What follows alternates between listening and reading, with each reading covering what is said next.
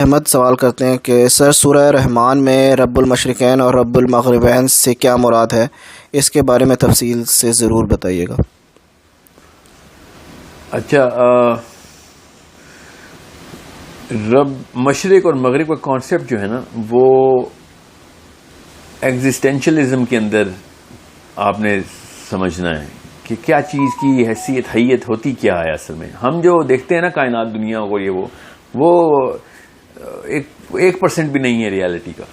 ہمیں ہمارے آس پاس جو چیزیں نظر آ رہی ہیں، ہمیں تو جن بھی نہیں نظر آتے۔ میں ایک مثال دے رہا ہوں، ہمیں وہ ڈائمینشن نظر نہیں آتی، ہمیں وہ راستے نظر نہیں آتے جو اللہ نے کہا قرآن پاک میں کہ فرشتے استعمال کرتے ہیں۔ ہمیں فرشتے خود ہی نہیں نظر آتے۔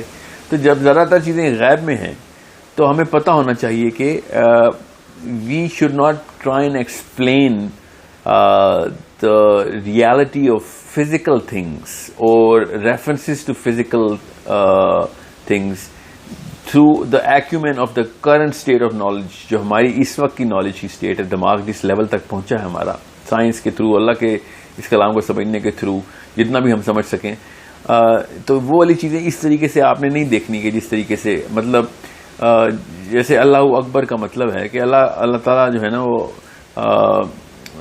سب سے بڑے ہیں۔ اب وہ کتنے بڑے ہیں یہ ہمیں نہیں پتہ چل سکتا۔ فرشتے، اللہ کے نبی علیہ السلام نے کہا کہ جبرائیل امین کے 600 پر تھے ایک آسمان کے ایک سرے سے دوسرے سرے تک، تو وہ کس طرح کے تھے وہ ہمیں نہیں پتا۔ وہ بس وہ باتیں ہیں جو کہ ہمارے ایک سینسیکل پرسپیکٹو کے اندر ہم جو خود تصویر بنانا چاہیں وہ بنتی۔ تو بہرحال میں آپ کو اس کا ایکسپلینیشن اس لیے یہ پہلے اس لیے بتا رہا ہوں تاکہ آپ کو یہ بات سمجھ آ سکے۔ میں تھوڑی سی وزنی بات کرنے لگا ہوں، تھوڑی سی بھاری ہوگی یہ بات، کہ اس طریقے سے آپ نے لینئر گراف پیپر کے اوپر کائنات کا نقشہ نہیں بنا سکتے ہم، کیونکہ لینئر گراف پیپر جو ہے نا وہ تو 1D بنے گا۔ بہرحال آپ 2 ڈائمینشنل یا 3 ڈائمینشنل دنیا کو دیکھتے ہیں، اس طریقے سے اس کا نقشہ بن نہیں سکتا جو اصل میں کائنات ہے۔ تو یہ جو آرگیومنٹ ہے نا کہ چونکہ یہ انسانوں کے لیے آیت ہے تو انسان جس جگہ پہ آیت بیٹھ کے پڑھیں گے وہاں سے مشرق یا مشرقین نکالنی ہے، تو قرآن پاک کا یہ نہج نہیں ہے۔ قرآن پاک جب اللہ تعالیٰ کی نشانیاں بتاتا ہے یا اللہ اپنے بارے میں بات کرتے ہیں تو اللہ اپنے بارے میں زمین کے ایکومن کو مد نظر رکھ کے بات نہیں کرتے۔ اللہ تعالیٰ نے کائنات کی والی، جیسے آج سورہ طارق ہے، ہم نے تو نہیں دیکھا وہ طارق، تو مگر اللہ تعالیٰ نے کہہ دیا، یا پھر فلا اقسم بمواقع النجوم سورہ واقعہ میں کہ میں قسم اٹھاتا ہوں ستاروں کی منزلوں، ہم نے تو نہیں دیکھی۔ تو جب اللہ تعالیٰ اس طرح کی بات کرتے ہیں تو وہ ہم نے یہ نہیں سوچنا کہ ہمارے ریفرنس سے بات کی اللہ تعالیٰ نے اس وقت irrelevant of any reference بتایا the grandeur of the whole symbol جس کو استعمال ہوا ہوا یہاں پہ، یا پھر نشانی اللہ کی۔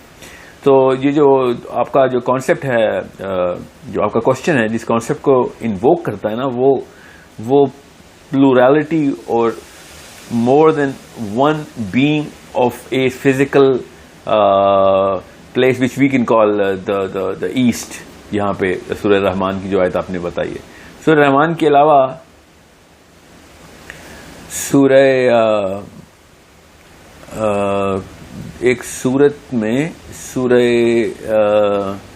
معارج میں رب المشارق و رب المغارب کا لفظ بھی آیا ہوا ہے، مطلب 2 سے بھی زیادہ، کئی زیادہ مشرق ہیں اور کئی زیادہ مغرب۔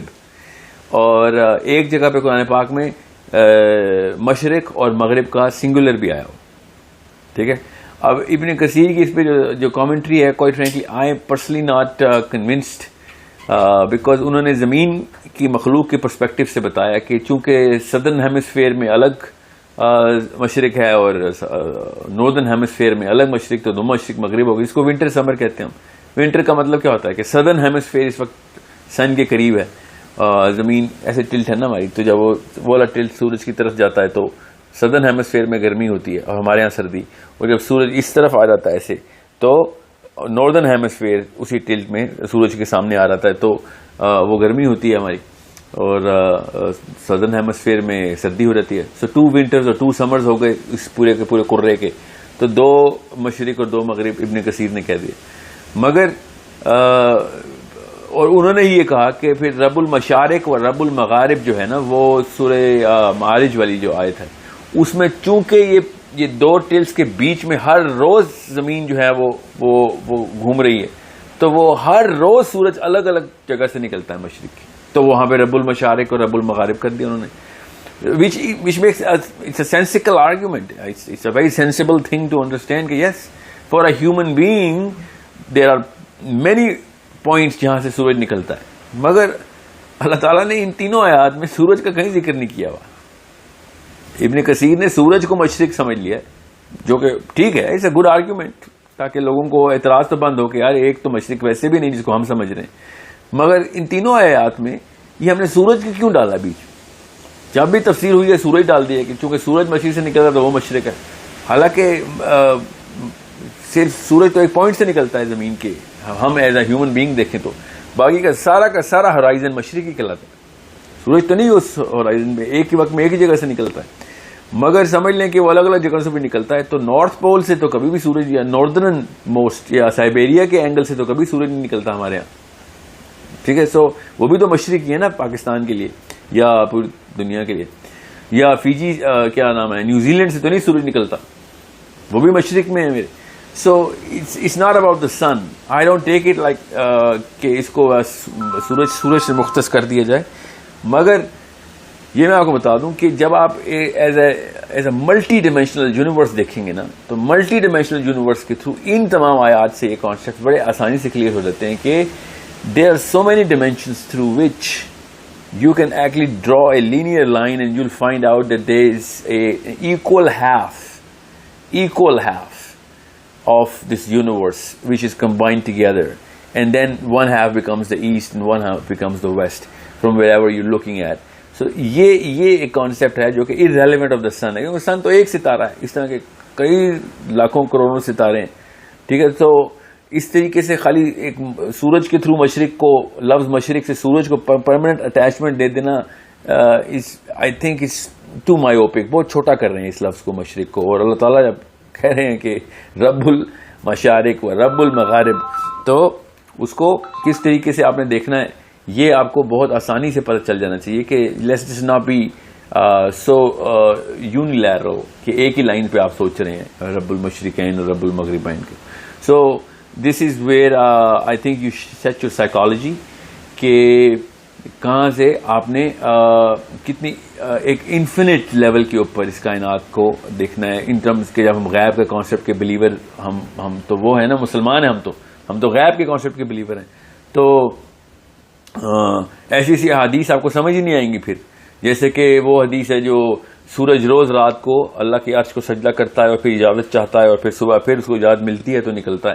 تو یہ کانسیپٹ تبھی پتہ چلے گا جب آپ کو پتہ چلے گا کہ there are so many dimensions through which this whole universe is balanced. ہمیں جو چیز نظر آ رہی ہے ہم سمجھتے ہیں کہ نعوذ باللہ ہم پرائمری ہیں, ہم کوئی پرائمری نہیں ہے. ہم سے زیادہ افیکٹو چیزیں اللہ نے وہ بھی بنائی ہوئی ہیں. اللہ نے قرآن پاک میں ہی بتایا ہوا ہے کہ تم سے زیادہ بہتر مخلوقات بھی بنائی ہوئی ہیں ہم نے, اور تم سے کمتر بھی بنائی ہوئی ہیں. تو ان تمام کا جو معاملہ ہے نا, ان سب کو ایک یکمشت اینگل سے اللہ تعالیٰ یہاں پہ بتا رہے ہیں کہ دیر سو مینی مشارق اینڈ سو مینی مغارب. So just take it on a bigger and broader perspective. اس کا ایک فزکس کے کانسیپٹ کے تھرو کسی دن سیشن کر دیں گے تاکہ تھوڑی سی ایک ریلیونس آپ کو تصویر بن جائے آپ کے سامنے کہ کس طریقے سے آپ نے ایک ساتوں آسمانوں کو ایک سفیریکل ویو میں دیکھنا ہے اور عرش کو کہاں پہ پلیس کرنا ہے حدیث کے تھرو آف کورس, اور ہماری کیا اوقات بنتی ہے وہاں پہ, ہم کہاں پہ ہیں, اور یہ معراج کی جو حدیث ہے اس کے تھرو کیسے ایکسپلین ہو جاتی ہیں ساری باتیں as far as we can, اور عبداللہ بن مسعود کی کامنٹری کے ساتھ. So you will have to look at it in a way bigger and way broader perspective.